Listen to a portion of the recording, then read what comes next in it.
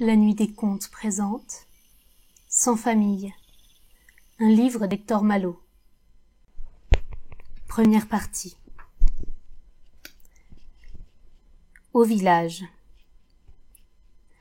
Je suis un enfant trouvé, mais jusqu'à 8 ans j'ai cru que, comme tous les autres enfants, j'avais une mère, car lorsque je pleurais, il y avait une femme qui me serrait si doucement dans ses bras en me berçant que mes larmes s'arrêtaient de couler.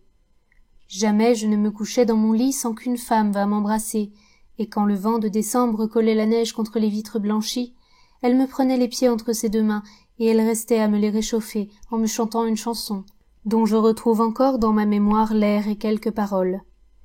Quand je gardais notre vache le long des chemins herbus, les brandes, et que j'étais surpris par une pluie d'orage, elle accourait au-devant de moi et me forçait à m'abriter sous son jupon de laine soigneusement ramené par elle sur ma tête et sur mes épaules. Par tout cela et par bien d'autres choses encore, par la façon dont elle me parlait, par la façon dont elle me regardait, par ses caresses, par la douceur qu'elle mettait dans ses gronderies, je croyais qu'elle était ma mère. Voici comment j'appris qu'elle n'était que ma nourrice. Mon village, ou pour parler plus justement, le village où j'ai été élevée, car je n'ai pas eu de village à moi, pas de lieu de naissance, pas plus que je n'ai eu de père et de mère, le village, enfin, où j'ai passé mon enfance, se nomme Chavanon. C'est l'un des plus pauvres du centre de la France. Cette pauvreté, il la doit non à l'apathie ou à la paresse de ses habitants, mais à sa situation même dans une contrée peu fertile. Pour trouver de beaux arbres, il faut abandonner les hauteurs et descendre sur les bords des rivières, où dans d'étroites prairies poussent de grands châtaigniers et des chênes vigoureux. C'est dans un de ces replis de terrain, sur les bords d'un ruisseau qui va perdre ses eaux rapides dans un des affluents de la Loire, que se dresse la maison où j'ai passé mes dernières années. Jusqu'à 8 ans, je n'avais jamais vu d'homme dans cette maison.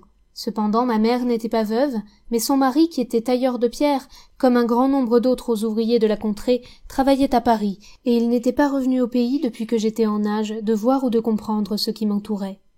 De temps en temps seulement, il envoyait de ses nouvelles par un de ses camarades qui rentrait au village. « Mère Barberin, votre homme va bien. Il m'a chargé de vous dire que l'ouvrage marche fort, et de vous remettre l'argent que voilà. Voulez-vous compter ?» Et c'était tout. Mère Barberin se contentait de ses nouvelles. Son homme était en bonne santé, l'ouvrage donnait, il gagnait sa vie. Un jour de novembre, comme le soir tombait, un homme, que je ne connaissais pas, s'arrêta devant notre barrière. J'étais sur le seuil de la maison occupé à casser une bourrée. Sans pousser la barrière, l'homme me demanda si ce n'était pas là que demeurait la mère Barberin. Je lui dis d'entrer, et à pas lents, il s'avança vers la maison. Au bruit de nos voix, mère Barberin accourut, et au moment où il franchissait notre seuil, elle se trouva face à face avec lui. « J'apporte des nouvelles de Paris, dit-il. » C'étaient là des paroles bien simples, et qui déjà plus d'une fois avaient frappé nos oreilles, mais le ton avec lequel elles furent prononcées ne ressemblait en rien à celui qui autrefois accompagnait les mots « Votre homme va bien, l'ouvrage marche. » « Ah, mon Dieu !» s'écria mère Barberin en joignant les mains. « Un malheur est arrivé à Jérôme !»« Oui, mais il ne faut pas vous rendre malade de peur. Votre homme a été blessé, voilà la vérité. Seulement il n'est pas mort. Pourtant, il sera peut-être estropié. Pour le moment, il est à l'hôpital. J'ai été son voisin de lit, et comme je rentrais au pays, il m'a demandé de vous dire la chose en passant. » Mère Barberin, qui voulait en savoir plus long, pria l'homme de rester à souper.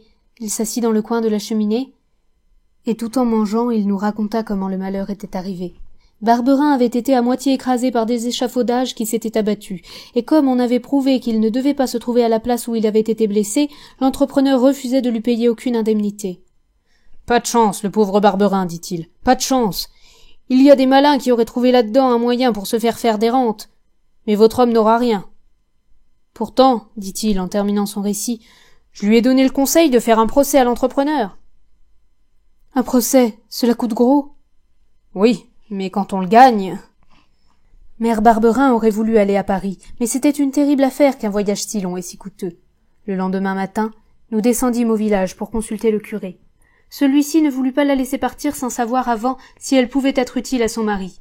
Il écrivit à l'aumônier de l'hôpital où Barberin était soigné, et quelques jours après il reçut une réponse disant que mère Barberin ne devait pas se mettre en route, mais qu'elle devait envoyer une certaine somme d'argent à son mari, parce que celui-ci allait faire un procès à l'entrepreneur chez lequel il avait été blessé.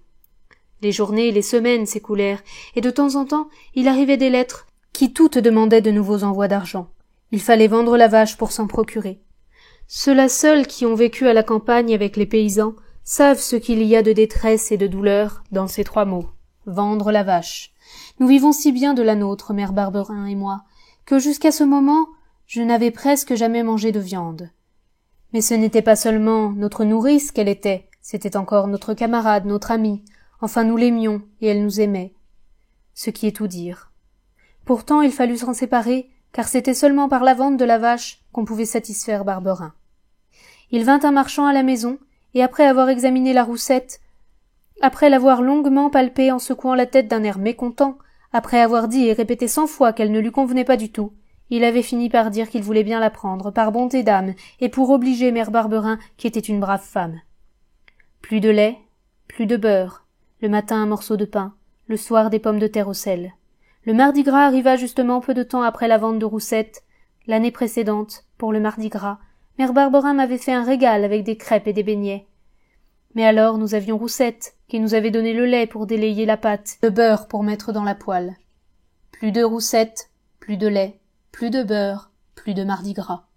C'était ce que je m'étais dit tristement. Mais mère Barberin m'avait fait une surprise. Bien qu'elle ne fût pas emprunteuse, elle avait demandé une tasse de lait à l'une de nos voisines, un morceau de beurre à une autre, et quand j'étais rentrée vers midi, je l'avais trouvée en train de verser de la farine dans un grand poêlon en terre. Si j'avais osé, j'aurais demandé à quoi devait servir cette farine, mais précisément parce que j'avais grande envie de le savoir, je n'osais pas en parler, pour ne pas faire de la peine à mère Barberin. « Qu'est-ce qu'on fait avec de la farine ?» dit-elle en me regardant. « Tu n'oses pas le dire. Tu sais que c'est aujourd'hui Mardi Gras, le jour des crêpes et des beignets. Mais tu sais que nous n'avons ni beurre ni lait. C'est vrai, ça ? » « Oh, mère Barberin !» Comme d'avance j'avais deviné tout cela, je me suis arrangée pour que Mardi Gras ne te fasse pas vilaine figure. Regarde dans la huche. Le couvercle levé, il le fut vivement. J'aperçus le lait, le beurre, des œufs et 3 pommes. « Donne-moi les œufs, me dit-elle, et pendant que je les casse, pèle les pommes. » Pendant que je coupais les pommes en tranches, elle cassa les œufs dans la farine et se mit à battre le tout. Quand la pâte fut délayée, mère Barberin posa la terrine sur les cendres chaudes, et il n'y eut plus qu'à attendre le soir, car c'était à notre souper que nous devions manger les crêpes et les beignets. Pour être franc, je dois avouer que la journée me parut longue, et que plus d'une fois j'allais soulever le linge qui recouvrait la terrine. Enfin la chandelle fut allumée. « Mets du bois au feu, » me dit mère Barberin. Il ne fut pas nécessaire de me répéter 2 fois cette parole que j'attendais avec tant d'impatience. Bientôt une grande flamme monta dans la cheminée, et sa lueur vacillante emplit la cuisine. Alors mère Barberin décrocha de la muraille la poêle à frire et la posa au-dessus de la flamme. « Donne-moi le beurre. » Elle prit au bout de son couteau un morceau gros comme une petite noix et le mit dans la poêle, où il fondit en grésillant. Ah, c'était vraiment une bonne odeur qui chatouillait d'autant plus agréablement notre palais que depuis longtemps nous ne l'avions pas respiré. C'était aussi une joyeuse musique que celle produite par les grésillements et les sifflements du beurre. Cependant, si attentif que je fusse à cette musique, il me sembla entendre un bruit de pas dans la cour. Qui pouvait venir nous déranger à cette heure? Une voisine sans doute, pour nous demander du feu. Un bâton heurta le seuil, puis aussitôt la porte s'ouvrit brusquement. « Qui est là ?» demanda mère Barberin sans se retourner. Un homme était entré, et la flamme qu'il avait éclairée en plein m'avait montré qu'il était vêtu d'une blouse blanche et qu'il tenait à la main un gros bâton. « On fait donc la fête ici. Ne vous gênez pas, dit-il d'un ton rude. « Ah, mon Dieu !» s'écria mère Barberin en posant vivement sa poêle à terre. « C'est toi, Jérôme !» Puis, me prenant par le bras, elle me poussa vers l'homme qui s'était arrêté sur le seuil. « C'est ton père, »